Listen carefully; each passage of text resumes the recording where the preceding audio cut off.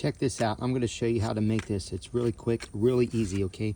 Just take a card, and what you're going to do is cut right up to the angel's belly button like that, okay? And you're going to come down here, also do the same cut right to the angel's belly button, okay? Then you're going to turn it around like this, and I'm going to cut right here, right up to the middle, to the circle, just like that, okay? Now what I want you to do is imagine just almost like a field goal right here, okay? You see it? Can you see it? And what you're going to do is fold this over like this, okay?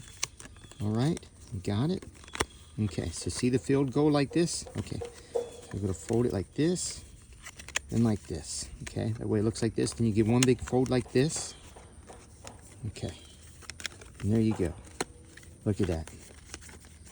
Just like that, you have your card illusion. Isn't that wild? Very easy to make. Hope you try it. Make sure you use it on old cards.